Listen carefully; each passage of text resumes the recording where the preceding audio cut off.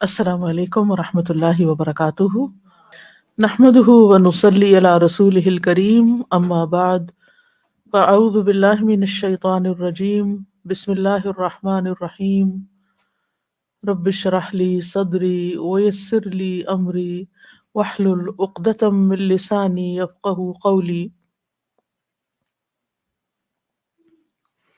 باب ما ینہی من الخداع فی البیوع، باب خرید و فروخت میں دھوکہ دینے کی ممانعت، کیونکہ عام طور پر جو ہیلے کیے جاتے ہیں ان کے اندر دھوکہ پایا جاتا ہے، تو اس سے منع کیا گیا ہے۔ وقال ایوب یخادعون اللہ کأنما یخادعون آدمیا لو اتوا الامر عیانا کان اہون علی۔ ایوب السختیانی کہتے ہیں کہ وہ اللہ کو اس طرح دھوکہ دینے کی کوشش کرتے ہیں جس طرح کسی آدمی کو خرید و فروخت میں دھوکہ دیتے ہیں۔ اگر وہ صاف صاف بات کھول کر کہہ دیں تو یہ میرے نزدیک آسان ہے، یعنی کھل کر اگر بات کریں کہ ہم اپنی خریدی ہوئی چیز پر اتنا نفع لینا چاہتے ہیں تو معاملہ بہت آسان ہو جائے، لیکن وہ اللہ کے نام کی قسمیں اٹھاتے ہیں کہ ہم تو تمہیں قیمت خرید پر ہی بیچ رہے ہیں، اور ہمیں اس بعض اوقات قسم کھا کے کہتے ہیں ہمیں اس میں نقصان ہو رہا ہے جب بھاؤ تاؤ کرتے ہیں، اور اپنے دین اور ایمان کو دھوکہ دہی کا ذریعہ بناتے ہیں، یعنی اللہ کا نام لے کے لوگوں کو دھوکہ دیتے ہیں۔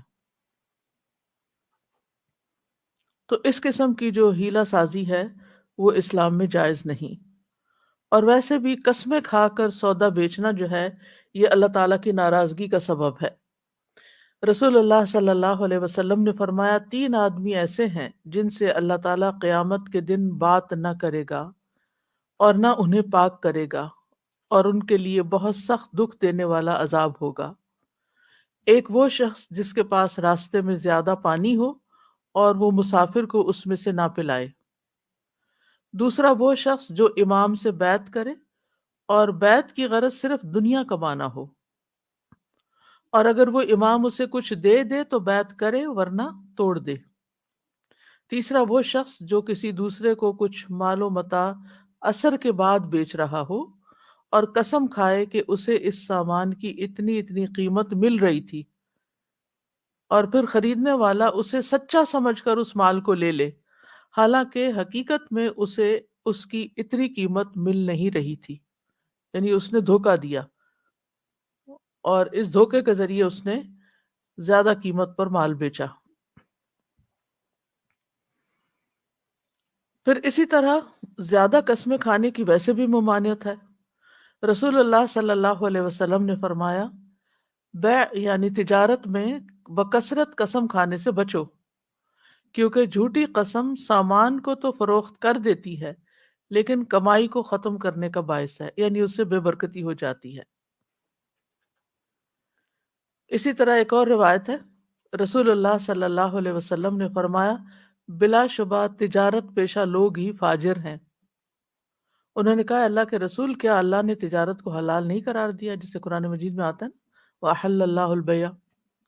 آپ نے فرمایا ہاں، مگر یہ لوگ قسمیں کھاتے ہیں تو گناہ کرتے ہیں، گفتگو کرتے ہیں تو جھوٹ بولتے ہیں، یعنی سودوں میں جھوٹی باتیں کر کے دوسروں کو دھوکہ دے کر چیزیں بیچتے ہیں، جس کی وجہ سے یہ اللہ کے ہاں فجار ہیں۔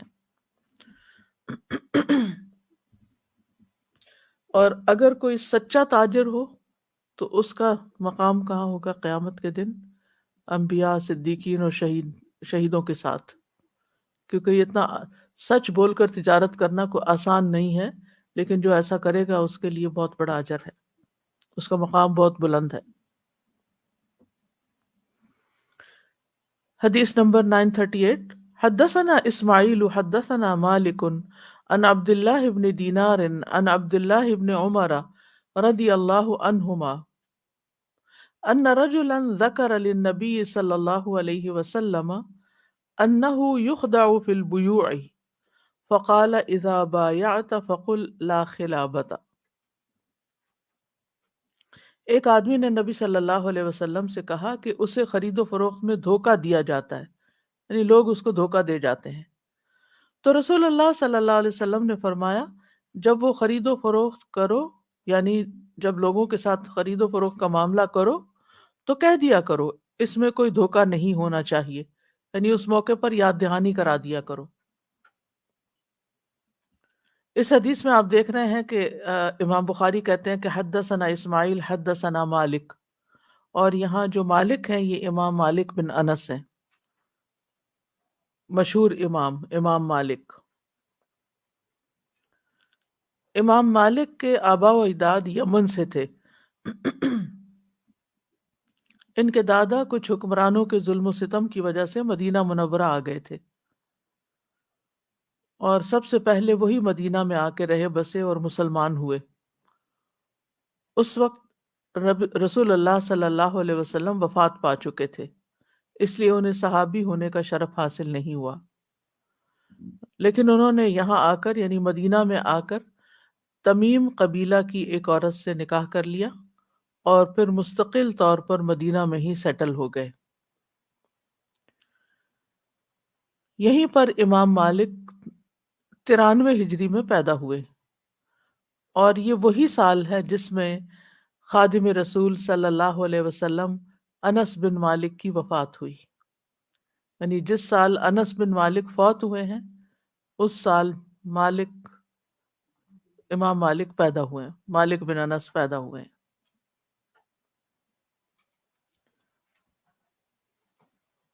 آپ کو شیخ الاسلام کہا جاتا ہے، مدینہ کے امام ہیں، امام دار الہجرہ کے لقب سے مشہور ہوئے ہیں۔ مدینہ کو دار الہجرہ کہا جاتا ہے، تو اس وجہ سے وہاں پر رہنے کی وجہ سے اور وہیں تعلیم دینے کی وجہ سے امام دار الہجرہ کہلائے۔ تابعین کے بعد مدینہ میں کوئی ایسا عالم نہیں تھا جنہوں نے علم اور فقہ اور حفظ میں امام مالک کا مقام پایا ہو۔ امام مالک نے اپنے ابتدائی ایام میں ہی قرآن حفظ کر لیا تھا، پھر انہوں نے حفظ حدیث کی طرف رخ کیا۔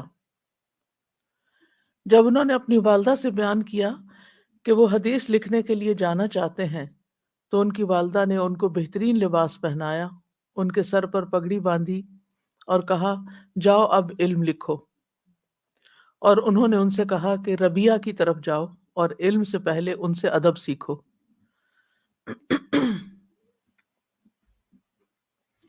جتنے بھی بڑے بڑے امام ہوئے ہیں ان میں ان کی ماؤں کا بہت بڑا کردار ہے،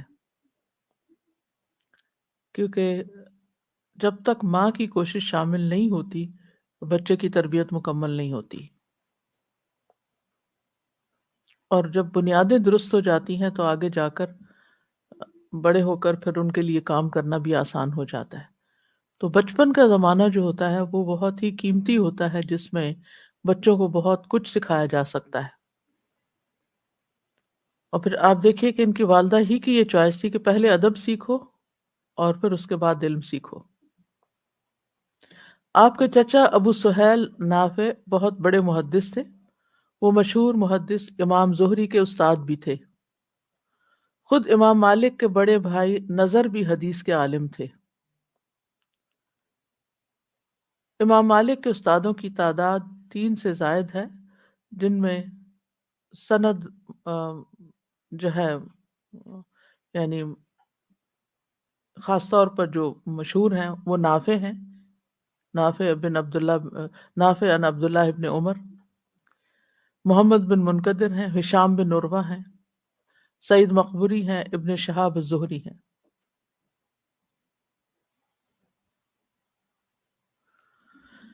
امام مالک نے کم عمری میں ہی علم حاصل کیا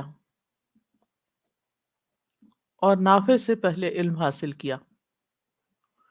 وہ کہتے ہیں کہ میں ایک لڑکے کے ساتھ نافع کے پاس جاتا تو نافع اپنی سیڑھی سے نیچے اترتے تو وہ میرے ساتھ کھڑے ہو کر مجھے احادیث بیان کرتے۔ وہ صبح کی نماز کے بعد مسجد میں بیٹھتے تھے، اس وقت ان کے پاس کوئی نہیں جاتا تھا تو یہ اس وقت ان سے سیکھتے تھے۔ امام مالک کے شاگردوں کی فہرست بہت طویل ہے۔ حافظ ابن کثیر اور امام ذہبی نے لکھا ہے کہ آپ کے شاگردوں کا شمار ناممکن ہے، کیونکہ انہوں نے 26 سال تک تدریس کی ہے، 26 سال پڑھایا ہے۔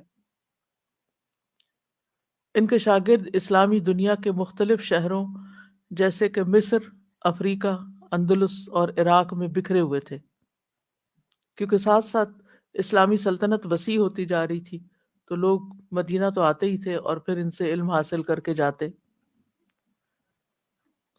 مصر کے عبد الرحمن بن قاسم امام مالک کی صحبت میں 20 سال تک رہے۔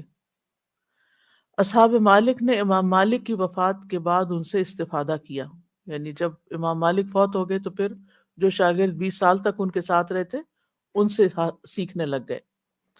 افریقہ میں اسد بن فرات تھے، اندلس میں یحییٰ بن یحییٰ اللیثی، اور عراق میں عبد الرحمن بن مہدی اور عبداللہ بن مسلمہ تھے۔ اسی طرح امام شافعی، شعبہ بن حجاج، سفیان بن عیینہ اور سفیان ثوری بھی ان کے شاگرد ہیں۔ امام شافعی کہتے ہیں کہ جب حدیث آئے تو امام مالک ستارے ہیں، یعنی ستارے کی طرح روشن ہیں، اور وہ کہتے ہیں کہ اگر آپ کے پاس امام مالک کی طرف سے کوئی اثر یعنی حدیث آئے تو اس کو مضبوطی سے پکڑ لیں۔ وہ کہتے ہیں کہ جو حدیث سیکھنا چاہتا ہے وہ امام مالک کا محتاج ہے۔ ظاہر ہے یہ بہت ارلی ایج کی بات ہے، امام بخاری جو ہم اس کے بعد آئے ہیں۔ امام نسائی آپ کے مرتبے کے بارے میں فرماتے ہیں، میرے نزدیک تبع تابعین کی جماعت میں امام مالک سے زیادہ عظیم اور کوئی شخص نہیں، اور نہ ان سے بڑھ کر کوئی اور شخص حدیث میں مامون اور معتبر تھا۔ ابن مہدی کہتے ہیں کہ اپنے زمانے کے 4 لوگوں کے امام ہوئے ہیں: ثوری، امام مالک، اوزائی اور حماد بن زید۔ وہ کہتے ہیں کہ میں نے امام مالک سے زیادہ عقل مند اور کوئی نہیں دیکھا۔ اسی طرح ابن مبارک کہتے ہیں، اگر مجھ سے کہا جائے کہ امت کے لیے امام منتخب کرو تو میں امام مالک کو منتخب کروں گا۔ امام مالک کا حال حلیہ اور کچھ اخلاق کے بارے میں بھی ہم بات کریں گے۔ ابو عاصم کہتے ہیں کہ میں نے امام مالک سے زیادہ حسین چہرے والا کوئی اور محدث نہیں دیکھا۔ لمبے قد کے اور بھاری جسم کے تھے، ان کی داڑھی ان کے سینے سے لگتی تھی، سرخ رنگ کے یعنی سفید اور نیلی آنکھوں والے تھے، اور عدن کے مہنگے اور سفید لباس پہنتے تھے۔ ان کے سر اور داڑھی کے بال سفید تھے، وہ سفید بالوں کو تبدیل نہیں کرتے تھے، یعنی جو جو عمر زیادہ ہوتی گئی بال سفید ہوتے گئے۔ اشب کہتے ہیں کہ امام مالک جب پگڑی پہنتے تو پگڑی کا کچھ حصہ اپنی ٹھوڑی کے نیچے کر لیتے اور اس کے دونوں کنارے کندھوں کے درمیان ڈال لیتے، یعنی رائٹ اور لیفٹ تھوڑا لٹکا لیتے ان کو۔ حدیث کی بہت تعظیم کرتے تھے، باوضو ہو کر حدیث بیان کیا کرتے تھے۔ امام مالک سے کہا گیا کہ آپ نے عمرو بن دینار سے علم کیوں نہیں لیا؟ انہوں نے کہا، میں وہاں گیا تو میں نے پایا کہ لوگ کھڑے ہو کر ان سے علم حاصل کر رہے ہیں، تو میں نے نبی صلی اللہ علیہ وسلم کی حدیث کو اس سے عظیم سمجھا کہ میں کھڑے ہو کر اس کا علم حاصل کروں، یعنی ادب سے، اطمینان سے بیٹھ کے سیکھنا چاہیے۔ عبداللہ بن مبارک کہتے ہیں کہ ایک مرتبہ امام مالک نے درس حدیث شروع کیا تو دوران درس آپ کا رنگ بار بار تبدیل ہو رہا تھا، مگر آپ نے درس بند نہیں کیا، اور آپ حدیث روایت کرتے گئے اور اس میں کسی قسم کی لغزش واقع نہ ہوئی۔ فارغ ہونے کے بعد میں نے ان کا حال پوچھا کہ آپ کے چہرے کا رنگ کیوں تبدیل ہو رہا تھا، تو کہنے لگے کہ دوران درس تقریباً 10 بار بچھو نے ڈنگ مارا، اور میں نے یہ صبر صرف حدیث رسول صلی اللہ علیہ وسلم کی تعظیم کے لیے کیا۔ حدیث کی مجلس سے پہلے وہ خوشبو لگاتے اور بہترین لباس پہنتے۔ قتیبہ کہتے ہیں، جب بھی ہم امام مالک کے پاس جاتے تو وہ ہماری طرف بن سنور کر نکلتے، آنکھوں میں سرما لگاتے، خوشبو لگا کر آتے، بہترین لباس پہن کر آتے۔ وہ پرانے لباس کو ناپسند کرتے تھے۔ امام مالک بہت ہیبت والے تھے۔ ان کے بارے میں کہا جاتا ہے کہ ان کے شاگرد جو تھے وہ یعنی کہ ہر طرف پھیلے ہوئے تھے، جیسے پہلے میں نے ذکر کیا عراق میں اور مغرب میں یعنی اندلس کی طرف اور مصر کی طرف، تو وہ ان کے پاس کا یعنی لباس بھیجتے رہتے تھے مختلف، اور یہ ہر روز لباس تبدیل کرتے اور پہلا جو تھا وہ صدقہ کرتے جاتے تھے، تو اس لیے ہمیشہ ان کے پاس عمدہ لباس ہوتا تھا۔ امام مالک ہیبت والے تھے، یہاں تک کہ ایک شخص ان کی مجلس میں داخل ہوتا اور وہ حاضرین کو سلام کہتا تو ہر کوئی سرگوشی کی صورت میں دھیمی آواز میں جواب دیتا، اور وہ اس کو اشارے سے کہتا کہ بات نہ کرنا، یعنی جو آیا اس کو کہتے کہ اس جگہ پر بولنا نہیں۔ پس آنے والا اس بات کو عجیب سمجھتا، لیکن جو ہی اس کی نگاہیں امام مالک پر پڑتی تو ان کی ہیبت یعنی اس پہ چھا جاتی، اور وہ انہی جیسا انداز اپنا لیتا اور ان لوگوں کے ساتھ اس طرح بیٹھ جاتا گویا ان کے سر پہ پرندے بیٹھے ہوں، یعنی جیسے دوسرے لوگ خاموش ساکت بیٹھتے تھے، وہ بھی نیا آنے والا بھی ویسے ہی مجلس میں ایڈجسٹ کر لیتا اپنے آپ کو۔ انتہائی معزز اور ہیبت والے تھے، ان کی مجلس میں کوئی لڑائی جھگڑا اور شور شرابہ نہیں ہوتا تھا، نہ ہی کوئی آواز بلند ہوتی تھی۔ اجنبی لوگ جب کسی حدیث کے بارے میں ان سے سوال کرتے تو وہ اس حدیث کے بارے میں حدیث بتانے کے بعد ہی جواب دیتے،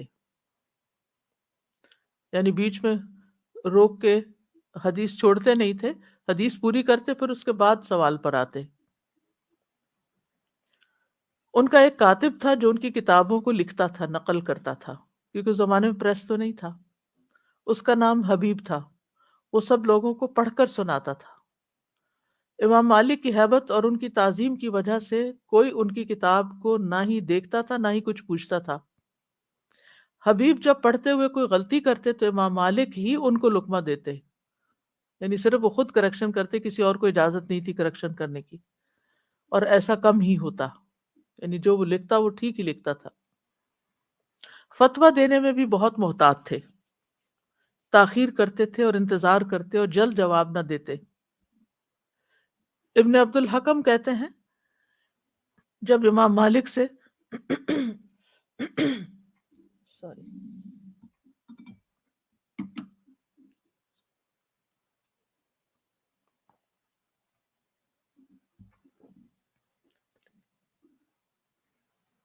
جب امام مالک سے کوئی مسئلہ پوچھا جاتا تو وہ مسئلہ پوچھنے والے سے کہتے کہ آپ چلے جائیں، میں اس میں غور کروں گا، یعنی فوراً جواب نہیں دیتے تھے۔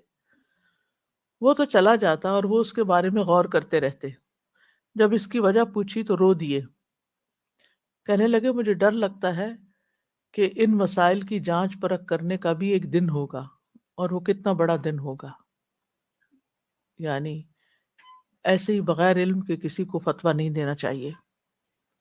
فتویٰ دینے سے پہلے لا حول ولا قوت الا باللہ پڑھتے۔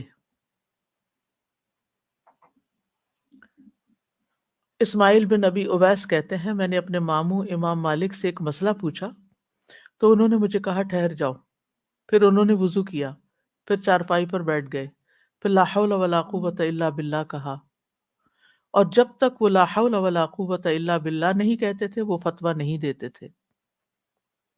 اکثر سوالات کے جواب میں لا ادری کہہ دیتے تھے کہ مجھے نہیں معلوم۔ حیثم بن جمیل کہتے ہیں کہ میں نے امام مالک کو کہتے ہوئے سنا کہ ان سے 48 مسائل پوچھے گئے 48، اور 32 مسائل کے بارے میں انہوں نے کہا لا ادری، مجھے نہیں معلوم۔ خالد بن خداش کہتے ہیں میں نے امام مالک سے 40 سوال پوچھے، ان میں سے صرف 5 مسائل کا مجھے جواب ملا اور باقی کا کہا لا ادری۔ امام مالک کہا کرتے تھے میں ایک انسان ہوں، غلطی بھی کرتا ہوں اور درست بات بھی کہتا ہوں، میری رائے میں غور کیا کرو، جب میں کوئی بات تمہیں بتاؤں تو غور کیا کرو، جو کتاب و سنت کے مطابق ہو اس کو لے لیا کرو، اور جو اس کے موافق نہ ہو اس کو چھوڑ دیا کرو۔ نافع ان کے استاد تھے، لیکن ان کی زندگی میں ہی امام مالک کی علمی مجالس شروع ہو گئی تھی اور لوگ ان سے سیکھنے کے لیے آنے لگے۔ امام مالک کہتے ہیں کہ میں کبھی کسی احمق یعنی بے وقوف انسان کی مجلس میں نہیں بیٹھا۔ ابن وہب کہتے ہیں امام مالک کی بہن سے پوچھا گیا کہ امام مالک گھر میں کیا کرتے ہیں، انہوں نے کہا ان کا مشغلہ قرآن تھا، وہ تلاوت کرتے تھے، کثرت روایت کو ناپسند کرتے تھے۔ امام مالک کہتے تھے ایسا کبھی نہیں ہوا کہ جو کثرت سے احادیث بیان کرے گا پھر وہ کامیاب ہو، یعنی بہت زیادہ حدیثیں سنانے سے ضروری نہیں کہ آپ کو فائدہ ہی ہو۔ خلفاء اور حکمرانوں کی تعظیم میں مبالغے سے بچنے والے تھے، وہ ان کے سامنے جھکے اور دبے بغیر ان کو سلام کہتے تھے، یعنی اپنے وقار کے ساتھ۔ ابن وہب امام مالک سے روایت کرتے ہیں، وہ کہتے ہیں کہ میں منصور کے پاس گیا، یہ خلیفہ تھا، اور ہاشمی اس کے پاس جاتے تھے اور اس کے ہاتھ پاؤں کا بوسہ لیتے تھے۔ اللہ نے مجھے اس سے بچا کر رکھا، یعنی میں نہیں گیا۔ مدینہ سے آپ کو بہت محبت تھی، سفر حج کے علاوہ کبھی مدینہ سے باہر نہیں نکلے۔ خلیفہ منصور نے بغداد میں سکونت کے لیے درخواست کی کہ تم بغداد آ جائیں، آپ بغداد آ جائیں، لیکن انہوں نے قبول نہیں کیا۔ مہدی ایک اور خلیفہ ہے، اس نے 3,000 دینار بھیجے اور کہلا بھیجا کہ بغداد آ جائیں۔ امام مالک نے کہا اشرفیاں اسی طرح رکھی ہیں، جی چاہے تو لے جاؤ، مگر میں مدینہ کو نہیں چھوڑ سکتا۔ یعنی اگر تم نے پیسے اس لیے بھیجے تھے کہ میں یہاں سے تمہارے پاس آ جاؤں تو یہ نہیں ہو سکتا۔ ان کی تصانیف میں سب سے بڑا کارنامہ الموطا ہے، موطا امام مالک، جو علم حدیث پر لکھی جانے والی پہلی کتاب ہے۔ امام شافعی کہتے ہیں آسمان کے نیچے اللہ کی کتاب کے بعد کوئی کتاب امام مالک کے موطا سے زیادہ صحیح نہیں۔ یہ اس دور کی کتابوں کی بات کرتے ہیں، بعد میں تو پھر علماء کا اتفاق ہوا ہے بخاری پر۔ ابن عربی کہتے ہیں موطا اصل اول ہے اور صحیح بخاری اصل ثانی ہے، اور 1,000 آدمیوں نے اس کتاب کو امام مالک سے روایت کیا ہے، یعنی 1,000 آدمیوں نے آگے آگے لوگوں کو پڑھائی۔ جب آپ موطا تصنیف کر رہے تھے، لکھ رہے تھے، تو پوچھا گیا کہ آپ کی اس تصنیف کا کیا فائدہ، کیوں لکھ رہے ہیں؟ اور لوگوں نے بھی موطا کے نام سے کئی کتابیں لکھی ہوئی ہیں، تو انہوں نے کہا کہ جو کام اللہ کے لیے کیا جاتا ہے وہی باقی رہتا ہے، یعنی آپ بھی لکھ رہے ہیں اور بھی لکھ رہے ہیں تو کیا فائدہ آپ کے لکھنے کا؟ تو انہوں نے کہا ما کان للہ بقیہ، جو اللہ کی خاطر ہوگا کام وہ باقی رہ جائے گا، اور انہی کا رہ گیا۔ آخری ایام میں امام مالک بیمار رہے تو محمد بن سعد کہتے ہیں میں نے ان کے گھر کے بعض افراد سے پوچھا کہ انہوں نے موت کے وقت کیا کہا۔ انہوں نے کہا کہ انہوں نے شہادتین پڑھی، اشہد ان لا الہ الا اللہ و اشہد ان محمد الرسول اللہ، اور کہا اللہ ہی کے لیے حکم ہے پہلے بھی اور بعد میں بھی، ان الحکم الا للہ۔ امام مالک ہارون رشید کی خلافت میں 179 ہجری میں فوت ہوئے۔ ان کی نماز جنازہ عبداللہ بن محمد بن ابراہیم نے پڑھائی، وہ اس زمانے میں مدینہ کے عامل اور حکمران تھے۔ امام مالک بقیع میں دفن ہوئے، ان کی عمر 85 سال تھی۔ 85۔ تو اس حدیث کے راوی امام مالک ہیں، اور حدیث میں جو لفظ آتے ہیں نا لا خلابہ، کہ میرے ساتھ دھوکہ نہیں ہونا چاہیے، تو گویا وہ شرط رکھ رہا ہے کہ میں اس وقت تمہارے ساتھ معاملہ کروں گا جب تم مجھے دھوکہ نہیں دو گے، اور اگر دھوکہ ظاہر ہو گیا تو معاہدہ منسوخ ہو جائے گا، کانٹریکٹ کینسل ہو جائے گا۔ تو امام بخاری کا اس حدیث کو یہاں لانے کا مقصد یہ ہے کہ ہیلہ سازی بھی دھوکے کی قسم ہے، ہیلہ کرنا، اور اس وجہ سے کسی مسلمان کے لیے جائز نہیں کہ وہ ہیلہ کر کے شرعی احکام سے پہلو تہی کرے، یعنی اللہ کے حکم سے ادھر ادھر نکلے۔ اگر کوئی ایسا کرتا ہے تو پھر اللہ کے ہاں اس کی پوچھ ہوگی۔ اور اسی طرح اس حدیث سے کچھ لوگوں نے یہ استدلال بھی لیا ہے کہ اگر خرید و فروخت میں کوئی دھوکہ ہو جائے، دکھائی کوئی چیز گئی تھی اور بنائی کچھ اور گئی، تو اس چیز کو واپس کرنے کا بھی اختیار ہوتا ہے، یعنی آپ اس کو ریٹرن کر سکتے ہیں، تو آپ کے اوپر کوئی الزام نہیں۔ اور لیکن یہ شرط پہلے سے رکھی ہونی چاہیے کہ اگر مال آرڈر کے مطابق تیار نہیں ہوا تو واپس کر دیا جائے گا، تو پھر اس صورت میں پیمنٹ نہ کی جائے اور واپس کر دیا جائے تو کوئی اس میں گناہ کی بات نہیں۔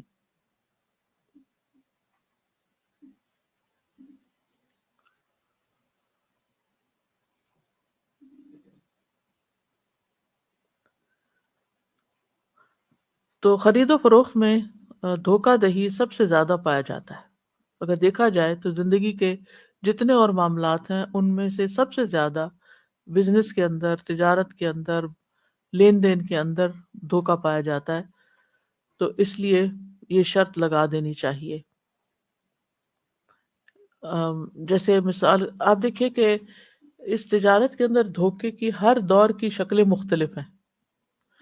اب اس زمانے میں اور چیزوں کی خرید و فروخت ہوتی تھی، آج کے زمانے میں اور چیزوں کی خرید و فروخت، اس زمانے میں بیچنے کے کچھ اور انداز تھے، آج کے دور میں بیچنے کے کچھ اور انداز ہیں۔ تو ہر علاقے، ہر آ، چیز اور ہر قسم کے جو لین دین کے معاملے ہیں، طریقے ہیں، ان میں اس کے مطابق ہی دھوکہ ڈیٹیکٹ کیا جا سکتا ہے کہ یہاں کس طرح کا دھوکہ ہو رہا ہے۔ مثلاً اس زمانے میں اونٹ اور بکری وغیرہ جب اونٹنی اور بکری کو بیچتے تھے تو لوگ ان کا دودھ نہیں دوتے تھے، روک لیتے تھے۔ پھر جب کوئی خریدار آتا تو وہ دودھ نکالتا تو بہت دودھ نکل آتا، تو وہ دھوکے میں آ کے دودھ لے لیتا، اور جب وہ نارمل روٹین میں دودھ نکالنا چاہتا تو اس میں سے دودھ نہیں نکلتا تھا۔ اب اگر کسی نے اس طرح کا سودا کیا ہے اور اس وقت وہ کہتا ہے کہ لا خلابہ کہ دھوکہ نہیں ہوگا، اگر اس کا دودھ بعد میں اتنا نہ نکلا جتنا آج نکل رہا ہے تو میں ریٹرن کر دوں گا، تو اس کو حق ہے کہ وہ ریٹرن کر دے، اور جتنا دودھ اس نے نکال کے پیا تھا وہ دودھ کے پیسے دے دے یا کوئی چیز اس کے بدلے میں دے دے، کیونکہ اس نے فائدہ اٹھا لیا نا اس کا۔ تو لین دین میں جو دھوکہ دہی ہے اس کی مذمت ہے۔ آج کل آپ دیکھیں کہ اشتہارات کے ذریعے، سوشل میڈیا کے ذریعے دکھاتے کچھ ہیں لیکن جب وہ چیز خریدی جاتی ہے تو وہ بالکل ہی بیکار ہوتی ہے۔ یعنی اشتہار کو فلٹرز لگا لگا کے اتنا خوبصورت، اتنا اٹریکٹیو بنا دیتے ہیں کہ اس کے اندر جو چیز ہوتی ہے وہ اس کی اصل کچھ اور ہی ہوتی ہے۔ جی بالکل۔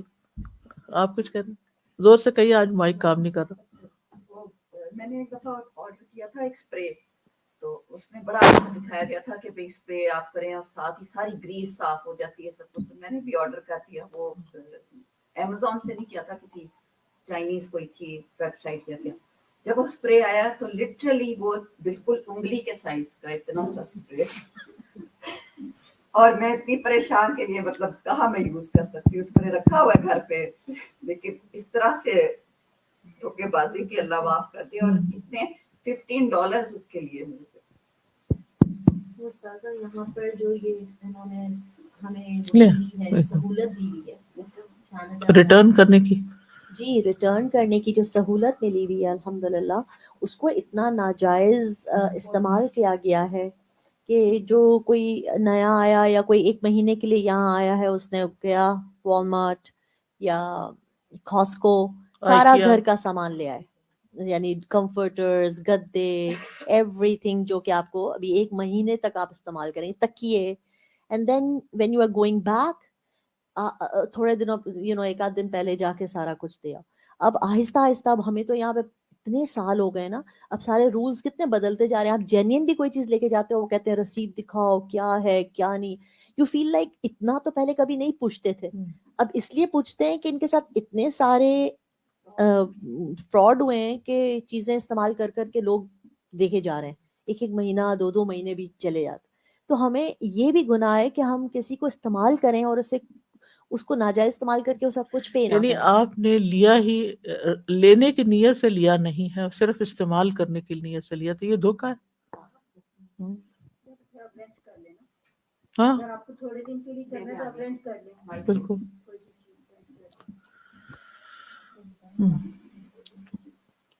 مجھے وہ یاد آ رہا تھا کہ امام مالک کا آپ نے بتایا تھا نا کہ انہوں نے ڈور کے اوپر حبشی बड़े वो लेके लेते खड़े होते थे तो कोई हरकत नहीं कर सकता था उसके डर से।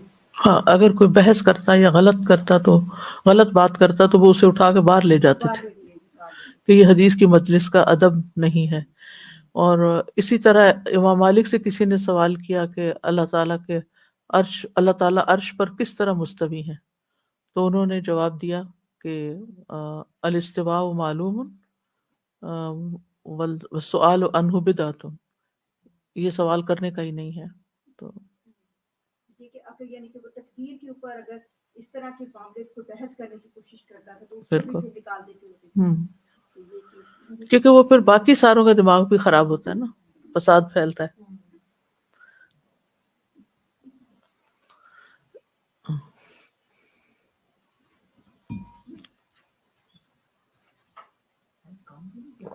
ये वाला वाकया कल मेरे साथ पेश आया। मैं फजर की नमाज के लिए एक मस्जिद में गई। कोई पाकिस्तानी मस्जिद थी। हाँ, एक मिनट, हाँ अब बोलिए दोबारा से। कल सुबह मेरे साथ ये वाकया पेश आया। मैं फजर की नमाज के लिए एक मस्जिद चली गई तो फ़र्ज़ों के बाद मौलवी साहब ने किसी टॉपिक पे वहाँ इंटरेस्ट के ऊपर कुछ बताने की कोशिश की।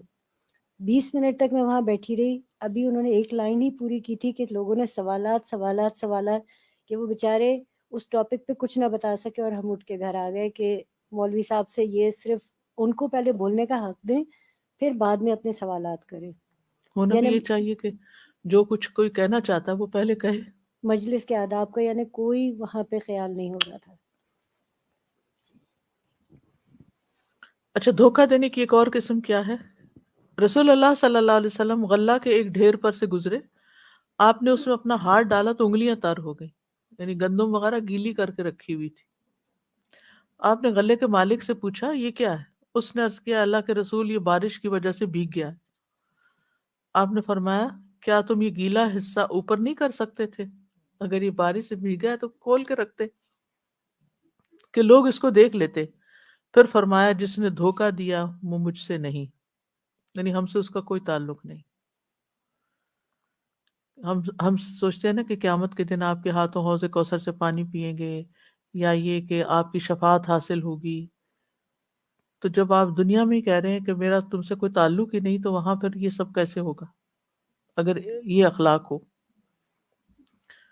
फिर इसी तरह ये कि सौदे का ऐब नहीं छुपाना चाहिए। आप अगर किसी को कोई चीज बेच रहे हैं और उसमें कहीं कोई स्क्रैच है, कुछ खराबी है, तो उसको इस तरह ना छुपा के बेचा जाए कि अगर जाहिर हो जाए तो चीज की कीमत कम हो जाएगी। नबी सल्लल्लाहु अलैहि वसल्लम ने फरमाया मुसलमान मुसलमान का भाई है और मुसलमान के लिए हलाल नहीं कि जब वो अपने भाई को कोई चीज फरोख्त करे और उसमें ऐब और खराबी हो तो वो उसको ना बताए। ये नहीं हो सकता, वो बताएगा। इसी तरह अबू हुरैरा रज़ियल्लाहु अन्हु कहते हैं कि रसूलुल्लाह सल्लल्लाहु अलैहि वसल्लम एक अनाज बेचने वाले के पास से गुजरे। उसने तो आपने ढेर को देखा तो उसमें मिलावट की गई थी, यानी कोई और चीज मिला दी गई। तो आपने फरमाया मिलावट करने वाला हम में से नहीं, लैसा मिन्ना मन गश्शा। इसी तरह आप सल्लल्लाहु अलैहि वसल्लम ने फरमाया कि दूध को तिजारत की गर्ज से खल्त मल्त ना करो, ला तशूबुल लबन, यानी पानी नहीं डालो या उसमें कोई और ऐसी चीज नहीं मिलाओ कि जिससे वो थिक हो जाए। क्योंकि बाज लोग पहले पानी मिला लेते हैं, फिर ऐसा मटेरियल को डालते हैं, कहते हैं सिंघाड़े का पाउडर या पता नहीं क्या, जिस हाँ बिल्कुल, जिससे फिर वो थिक हो जाता है और उसकी कीमत ज्यादा बन जाती है। तो इन चीजों से भी मना किया गया है।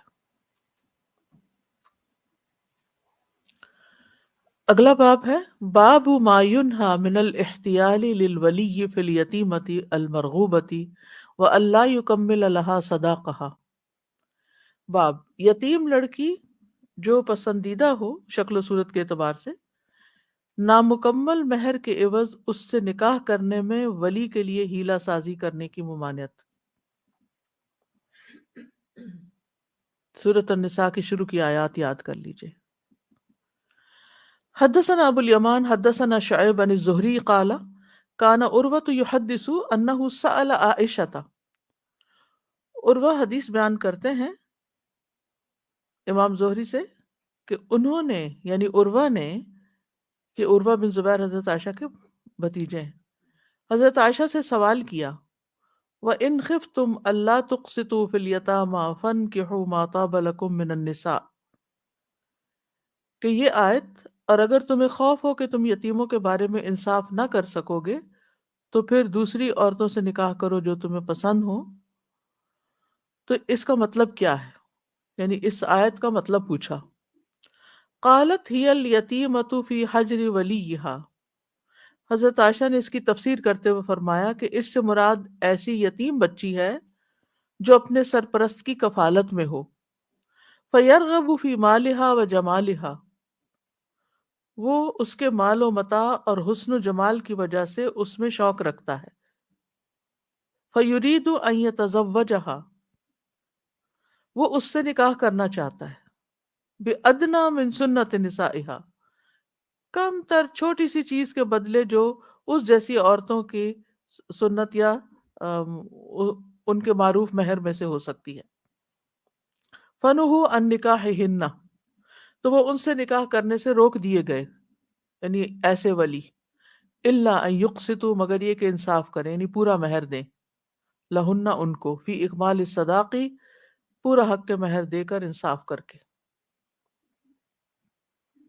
ثم استفتى الناس رسول اللہ صلی اللہ علیہ وسلم بعد، اس کے بعد لوگوں نے رسول اللہ صلی اللہ علیہ وسلم سے مسئلہ پوچھا، فتویٰ مانگا. فانزل اللہ ویستفتونک فی النساء، تو اللہ تعالیٰ نے یہ آیت نازل فرمائی اور وہ لوگ آپ سے عورتوں کے بارے میں مسئلہ پوچھتے ہیں. فذکر الحدیث، اور اس واقعے کا ذکر کیا، یعنی یہ سوال کیا گیا تھا جس کے جواب میں پھر یہ آیت آئی تھی.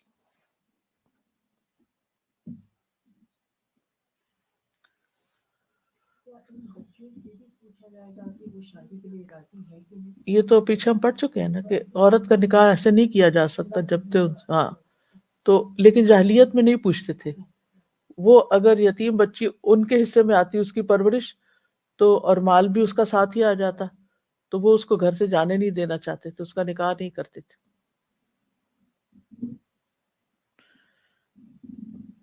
یہ اسی طرح ہے کہ جیسے ہمارے معاشرے میں بھی بعض اوقات ایسی مثالیں ملتی ہیں کہ ایک عورت کی کہیں شادی ہوئی، ینگ ایج میں بیوہ ہو گئی، شوہر کی طرف سے اس کو بہت سا مال ملا، وہ لے کے واپس آ گئی میکے. اب وہ چاہتی ہے کہ اس کی دوسری جگہ شادی کر دی جائے، تو وہ شادی اس وجہ سے نہیں کرتے کہ اس کے پاس بہت کچھ ہے اور یہ ساتھ ہی لے جائے گی. تو اس طرح کی یعنی ظلم کی کئی قسمیں موجود ہیں.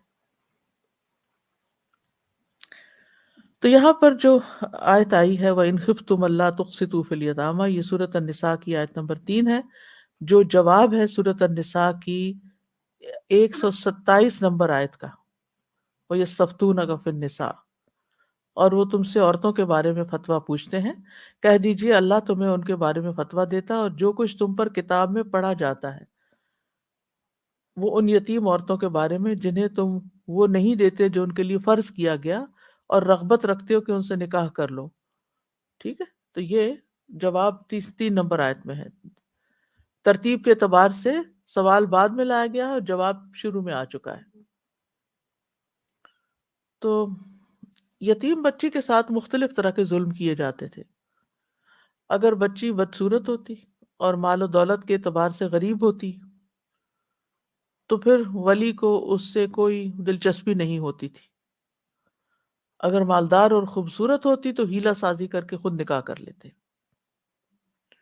اور ہیلہ کے سازی کیا کرتے تھے کہ معمولی حق کے مہر دیا جاتا.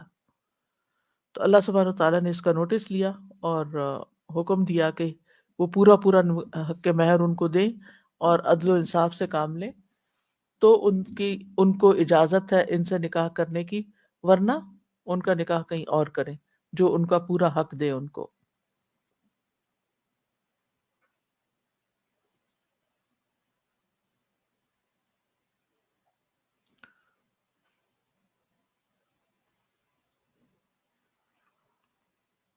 اور بعض اوقات یہ ہوتا تھا کہ جیسے یتیم بچی اس کے پاس ہے تو ظاہر ہے کہ کوئی ڈائریکٹ تو یتیم بچی سے اپروچ نہیں کرتا نا شادی کے لیے.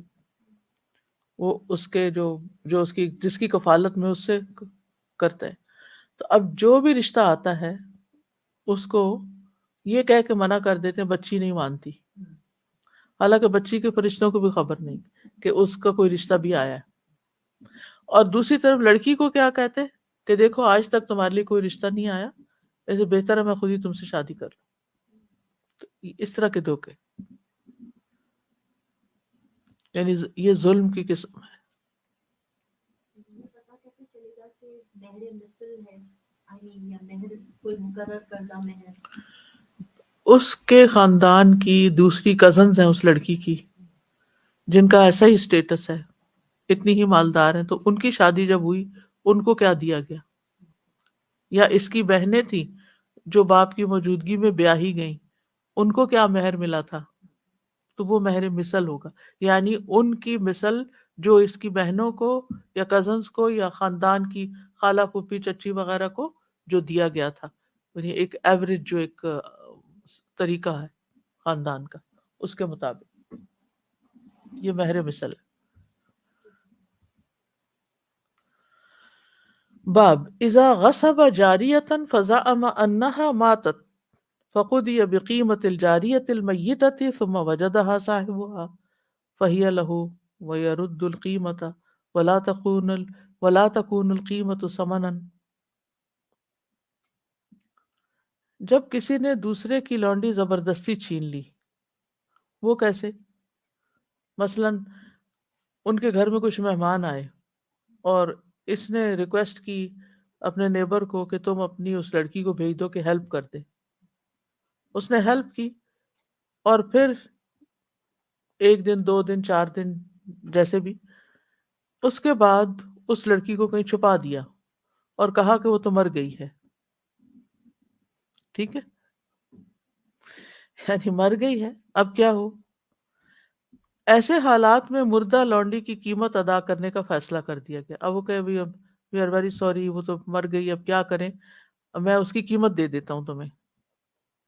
ٹھیک ہے، تمہاری لونڈی تھی، کیونکہ اس زمانے میں بکتے تھے. آپ یوں سمجھیں جڑے بھیڑ بکریاں، اگر آپ سے کسی کی بکری مر گئی تو آپ اسے کہیں کہ آپ اس کے پیسے لے لو مجھ سے، تو ایسے اس نے کہا کہ تم لونڈی کے پیسے لے لو. اس کے بعد اصل مالک کو وہ لونڈی زندہ مل گئی وہ کہیں نہ کہیں کہ وہ گھومتی پھرتی تھی اور پتہ چل گیا، تو وہ اپنی لونڈی واپس لے لے گا اور اس کی جو قیمت اس نے لی تھی وہ واپس کر دی جائے گی. ٹھیک ہے، اور وہ قیمت ثمن نہیں ہوگی، یعنی معاوضہ نہیں ہوگا. بعض لوگوں نے کہا وقال بعض الناس، اب یہ دوسری رائے بتائی جا رہی ہے احناف کی، الجاریۃ للغاصب. ہاں یہ پڑھا میں نے. اچھا. ثم وجدها صاحبها فهي له ويرد القيمة ولا تكون القيمة ثمنا. وقال بعض الناس الجاریۃ للغاصب لأخذه القيمة وفي هذا احتيال لمن اشتهى جاریۃ رجل لا يبيعها فغصبها واعتل بأنها ماتت حتى يأخذ ربها قيمتها فيتيب للغاصب جاریۃ غیرہ. بعض لوگوں نے کہا وہ لونڈی چھیننے والے کی ہو جائے گی کیونکہ وہ پیسے دے چکا ہے، کیونکہ مالک اس کی قیمت وصول کر چکا ہے. گویا جس لونڈی کی کسی آدمی کو خواہش ہو اور مالک اسے بیچنا نہ چاہے تو وہ اس کو حاصل کرنے کے لیے یہ ہیلا سازی کرتا ہے کہ وہ اس لونڈی کو زبردستی چھین لے کسی ٹرک کے ساتھ، کسی بہانے لا کے، اور واپس نہ کرے اور کہ مر گئی. جب مالک اس کے خلاف دعویٰ کرے تو وہ اس کے مر جانے کا بیان دے اور اس کی قیمت مالک کو ادا کر دے. اس کے بعد وہ پرائی لونڈی سے مزے اڑاتا رہے گا، کیونکہ اس کے خیال کے مطابق اب لونڈی اس کے لیے حلال ہو گئی ہے، کیونکہ اس نے اس کی پرائس پے کر دی ہے، حالانکہ اس نے جھوٹ بولا، دھوکہ دیا، غصب کیا، زبردستی اس کو روک لیا. قال النبی صلی اللہ علیہ وسلم اموالکم علیکم حرام وَلِكُلِّ غَادِرٍ لِوَاءٌ یوم القیامۃ. نبی صلی اللہ علیہ وسلم کا ارشاد ہے ایک دوسرے کے مال تم پر حرام ہیں، نیز قیامت کے دن ہر دغاباز کے لیے ایک جھنڈا نصب کیا جائے گا. قیامت کے دن ہر دغاباز کے لیے ایک جھنڈا نصب کیا جائے گا. وہ کس بات کی علامت ہوگا؟ دھوکے کی، کہ دھوکہ باز شخص ہے. بینر لکھ کے لگا دیا جائے گا. تو یہاں پر قصہ کچھ یوں ہے کہ ایک شخص کے پاس خوبصورت لونڈی ہے، وہ دوسرے کو پسند آ گئی ہے. وہ مالک سے کہتا ہے کہ یہ لونڈی مجھے دے دو، مجھے پسند ہے.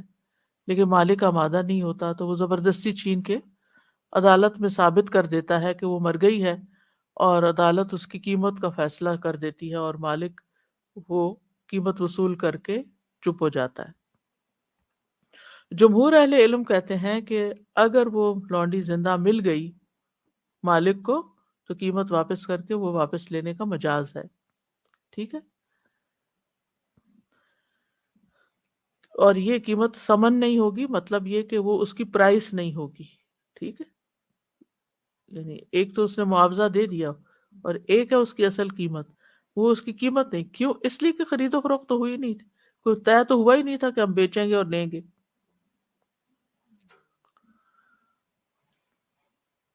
تو بات یہ ہے کہ اس نے تو وہ پیسے کیوں لیے تھے؟ محض اس خیال سے کہ وہ مر گئی، تو اب اس کے پیسے ہی چلے، لونڈی نہ سی پیسے سے ہی. اور اب پتہ چلا کہ نہیں، وہ تو مری نہیں تھی. تو اب اس کا مالک تو اصل میں وہی ہے.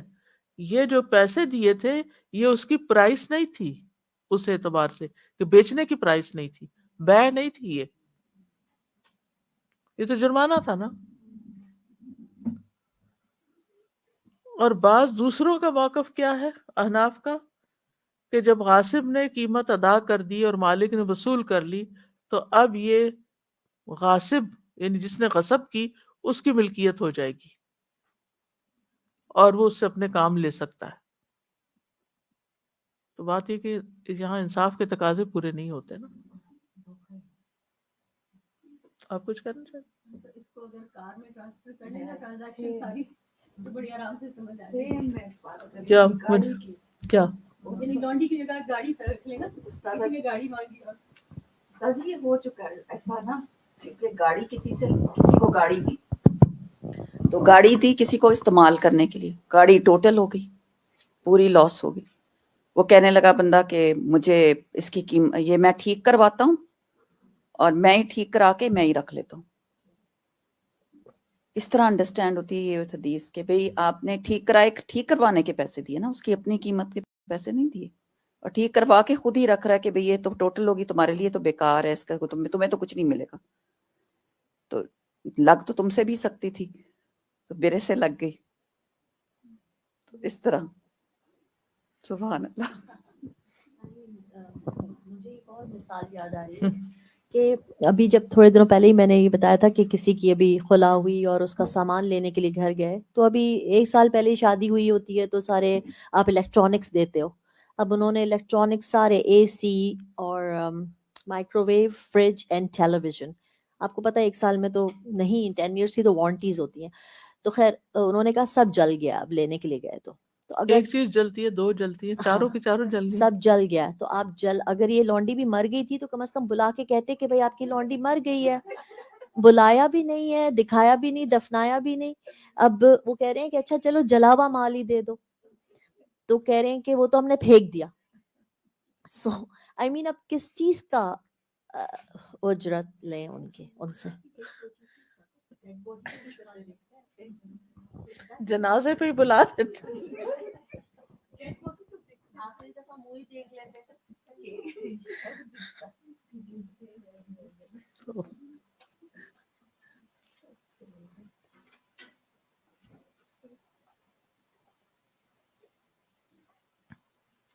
اگلی حدیث ہے،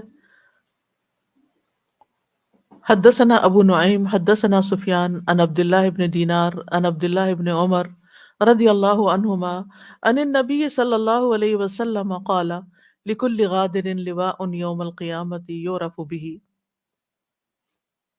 عبداللہ بن عمر رضی اللہ عنہ کہتے ہیں کہ نبی صلی اللہ علیہ وسلم نے فرمایا، ہر دھوکہ دینے والے کے لیے ایک جھنڈا ہوگا جس کے ذریعے سے وہ پہچانا جائے گا.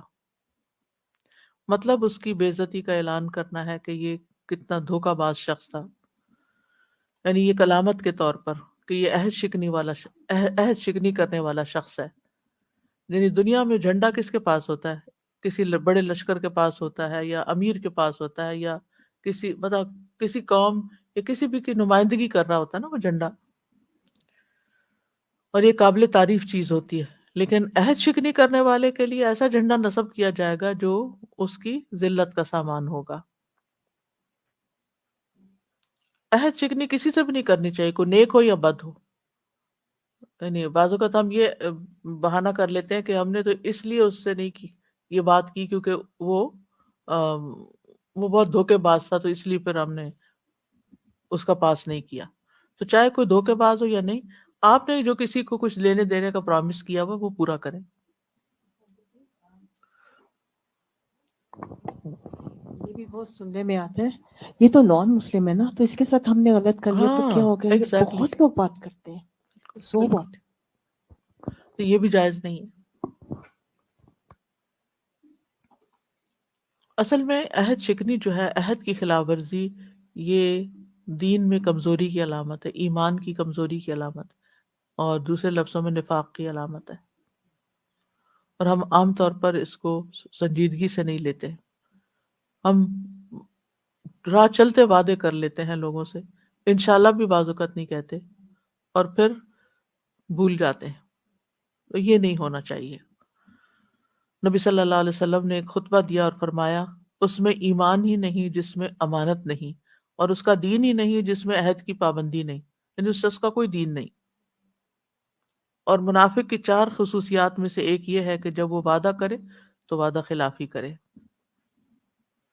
عبد الرحمن بن ابزہ سے مروی ہے، انہوں نے کہا کہ داؤد کہتے تھے، جب تم اپنے ساتھی سے وعدہ کرو تو جو وعدہ کرو پورا کرو، اگر ایسا نہیں کرو گے تو تمہارے اور اس کے درمیان عداوت ڈال دی جائے گی، دشمنی پیدا ہو جائے گی. اور آپ نے دیکھا ہوگا، اگر آپ غور کریں تو ہر ایک کی زندگی میں کوئی نہ کوئی ایسے لوگ ہوتے ہیں جو بالکل وعدوں کا پاس نہیں کرتے. تو آپ کو ان سے کتنی تکلیف پہنچتی ہے، کیونکہ وہ کہتے کچھ ہیں کرتے کچھ ہیں اور آپ انتظار میں ہی بیٹھے ہوئے ہیں. بعض لوگ کہتے ہیں آپ فکر نہیں کریں، آپ کو پک کر لیں گے. اب آپ بیٹھے ہوئے کہاں گئے، اطلاع بھی نہیں. تو اس سے دوسروں کو بہت اذیت پہنچتی ہے. کبھی کسی چیز کے، یعنی خرید و فروخت ہو، شادی بیاہ ہو، بعض لوگ تو منگنی کر کے توڑ دیتے ہیں. یعنی چلے وہ ایک میوچل انڈرسٹینڈنگ سے ختم کرنا اور بات ہوتی ہے، لیکن یہ ایک طرفہ فیصلہ کر کے اور اس وعدے کو ختم کر دینا، اسی طرح کی بہت ساری چیزیں. حدیث نمبر 941. حدثنا محمد بن کثیر عن سفیان عن ہشام عن عروہ عن زینب بنت ام سلمۃ عن ام سلمۃ عن النبی صلی اللہ علیہ وسلم. نبی صلی اللہ علیہ وسلم نے فرمایا، قال انما انا بشر وانکم تختصمون الی ولعل بعضکم ان یکون الحن بحجته من بعض وَأَقْضِيَ لَهُ عَلَى نَحْوِ مَا أَسْمَعُ. نبی صلی اللہ علیہ وسلم نے فرمایا، میں ایک انسان ہوں، اور بعض اوقات جب تم باہمی جھگڑا لاتے ہو تو ممکن ہے کہ تم میں کوئی دوسرا اپنے فریق مخالف کے مقابلے میں زیادہ چالاکی سے بولنے والا ہو، اس طرح میں اس کے مطابق فیصلہ کر دوں جو میں اس سے سنتا ہوں. یعنی جو زیادہ بول کے کنونس کر لے تو میں اس کے حق میں فیصلہ دے دوں. فَمَنْ قَضَيْتُ لَهُ مِنْ حَقِّ أَخِيهِ شَيْئًا فَلَا يَأْخُذْ.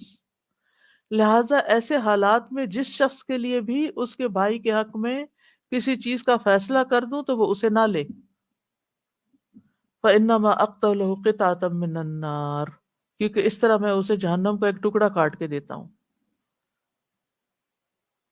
یعنی ایک چیز آپ کا حق نہیں، آپ نے ایک بڑا طاقتور وکیل کیا اور ظلمن دوسرے کا حق، یعنی دوسرے کا مال یا جو بھی چیز ہے وہ چھین لی. اب آپ دنیا میں تو کامیاب نظر آتے ہیں کہ مقدمہ جیت لیا آپ نے، مالدار ہو گئے آپ، لیکن حقیقت میں آپ نے جہنم خریدی. یعنی جھوٹ بول کر دوسرے کا حق لے لینا یہ آگ کا ٹکڑا لینے کے برابر ہے. اسی طرح جھوٹی گواہی کی بنیاد پر فیصلہ کروا لینا یہ بھی اسی میں آ جاتا ہے. باب فی النکاح، نکاح کے متعلق جھوٹی گواہی کا بیان. حدثنا مسلم بن ابراہیم حدثنا ہشام حدثنا یحییٰ بن ابی کثیر عن ابی سلمۃ عن ابی ہریرہ. ابو ہریرہ رضی اللہ عنہ بیان کرتے ہیں ان النبی صلی اللہ علیہ وسلم، نبی صلی اللہ علیہ وسلم سے، لا تنکح البکر حتی تستأذن ولا الثیب حتی تستأمر. کماری لڑکی کا نکاح اس وقت تک نہ کیا جائے جب تک اس سے اجازت نہ لے لی جائے، اور کسی بیوہ کی شادی اس وقت تک نہ کی جائے جب تک اس کا امر معلوم نہ کر لیا جائے، اس کا حکم نہ لے لیا جائے. یعنی اس کے جو ورڈز ہیں وہ اس کی مرضی. امر کا مطلب ہے کہ وہ خود بول کے کہے. فقیل یا رسول اللہ، پوچھا گیا اے اللہ کے رسول، کیف اذنھا، اس کی اجازت کیسے ہوگی؟ قال اذا سکت، فرمایا اس کی خاموشی، جب وہ اذا سکتت، جب وہ خاموش ہو جائے تو خاموشی اجازت ہے. اردو میں بھی کہتے ہیں نا خاموشی نیم رضا.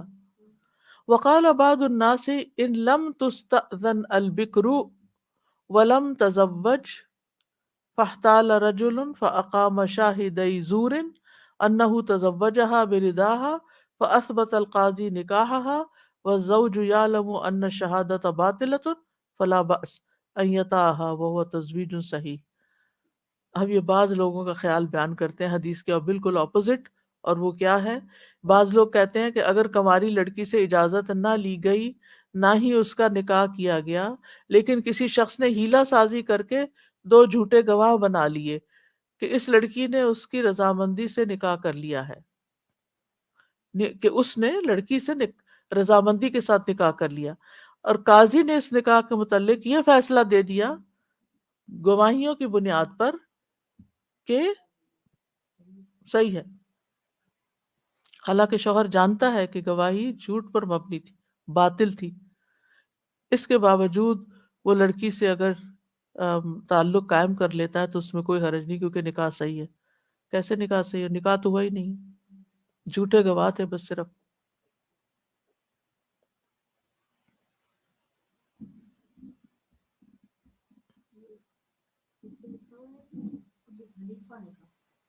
جی احناف، امام ابو حنیفہ نے خود کہا یا نہیں یہ نہیں مجھے معلوم، لیکن یہ کہ بعض الناس اشارہ احناف کی طرف ہی ہے. حنفی I don't know.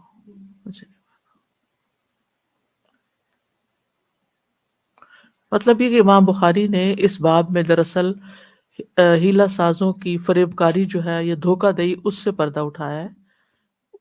ان کے نزدیک، یعنی امام بخاری کے نزدیک، ایک معصوم کنواری لڑکی جس کا نکاح ہوا نہیں، اس کے بارے میں جھوٹے، یعنی کسی لڑکی کو اغوا کر لیا، مثلا نکاح نہیں کیا، اب جھوٹے گواہ پیش کر کے عدالت سے فیصلہ کروا لیا تاکہ وہ لڑکی اس کی بیوی بن جائے، تو یہ ایک سنگین معاملہ ہے.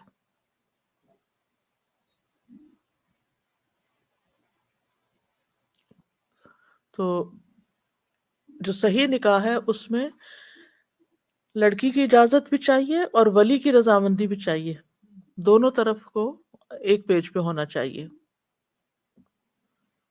اس میں نہ تو ولی سے اجازت لی گئی اور نہ ہی لڑکی کی اجازت کو پیش نظر رکھا گیا، صرف 2 جھوٹے گواہوں کی گواہی سے عدالت سے فیصلہ حاصل کر لیا گیا.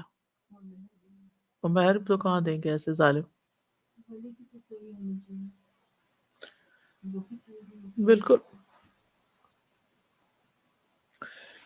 علم کی کمی، خوف خدا کی کمی، یہ فساد کی جڑ ہے. جی آپ مبین کچھ کہہ رہے ہیں؟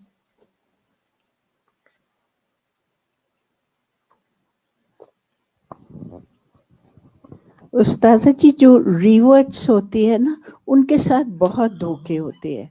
and because I work with the revert community, इतना दुख होता है. ये जब नया नया अल-हुदा शुरू हुआ था तो एक बच्ची आई मेरे पास, क्या हुआ जी, वो सिख थी, मुसलमान हुई, तो उस लड़के ने कहा मैं खुद ही निकाह कर लूंगा, कमरे में बैठ के उसके साथ खुद ही थोड़ी आयतें पढ़ के निकाह कर लिया. जब मेरे पास आई तो मैंने कहा कोई गवाह है बेटा? किसने पढ़ा? नहीं आंटी, उसने खुद ही पढ़ लिया था कुरान, उस बच्ची को क्या पता. और इस तरह बहुत ज्यादा धोखा कर रहे हैं, स्पेशली रिवर्ट कम्युनिटी के साथ. और इतना दुख होता है, जो मुसलमान है वो कैसे मुसलमान है. उनको सहारे की जरूरत होती है, और उनको कानून उसूल भी तो नहीं पता होता ना. आप करिए. अस्सलाम वालेकुम उस्तादा वालेकुम सलाम. जी. 4 साल पहले ना मेरी बेटी का जुम्मे को निकाह था, और जुमेरात को है ना इनके दादा जान ने पोस्टपोन कर दिया, ख़त्म कर दिया. वो ये हो गया कि जो लड़के वाले थे वो कह रहे थे कि है ना, अचानक से उन्होंने कहा कि हमें कोई है ना क़ाज़ी नहीं मिल रहा निकाह पढ़ने, तो वालिद जो लड़के का है वो शरीयत के उससे पढ़ लेंगे. और फिर हमने कहा हर कंट्री का कोई लॉ होता है, तो बोलते नहीं शरीयत, वी विल डू शरीयत अकॉर्डिंग टू शरीयत. फिर उन्होंने कहा कि हफ्ते के दिन हम सुबह आएंगे, बेटी को लेके आपकी, मेरा बेटा लेके बाहर जाएगा. तो हमने कहा will they be husband wife together? बाहर अगर कोई पुलिस देख ले, कुछ देख ले, बोले नहीं, वो लोग है ना डिस्टेंस पे बैठेंगे. तो फिर हाफिज साहब हैं बहरीन में, उनसे कंसल्ट किया, तो उन्होंने कहा ऐसा ये सब गलत है ना, आपको करना है निकाह तो बिल्कुल इस्लामिक तौर से करें, और बिल्कुल लॉ जो है अपने जो दुबई का है, सऊदी का है, वो फॉलो करें ना. फिर उसके बाद यहाँ पे निकाह रुक गया. फिर हमने सबने बात करी कि हम जा रहे हैं कनाडा, और आप लोग कोई दूसरी कंट्री जा रहे हैं, हम लोग उधर कर लेंगे ना. तो बोलते नहीं, हमें अभी नहीं करना है ना. तो फिर ठीक है, हमने इस्तिखारा भी किया था, बहुत दुआएं भी की थी. फिर हमने कहा चले अल्हम्दुलिल्लाह, तो अल्लाह का शुक्र है. फिर अल्लाह ताला ने जो भी किया, मुझे लगता है वो खैर होगी. उसी में खैर होगी. जो हमें लगता है, क्योंकि हम लोग भी रिवर्ट है ना, हम लोग, मैं जैसे बहुत डर जाती हूँ ना, लेकिन फिर बाद में इस चीज़ का जब सब आया, आई डोंट वांट टू से, बट मैंने कहा अल्लाह ने जो किया वो हमारे हक में बहुत अच्छा किया, अल्हम्दुलिल्लाह. आप किस उम्र में मुसलमान हुई थी?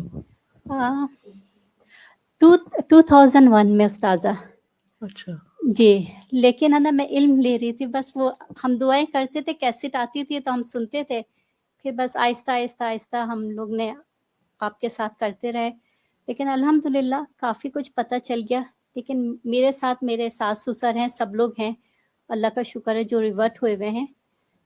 तो फिर हम लोग ज़्यादातर जो बड़े बड़े मामले होते हैं वो हम लोग स्कॉलर्स वगैरह से करते हैं, अल्हम्दुलिल्लाह.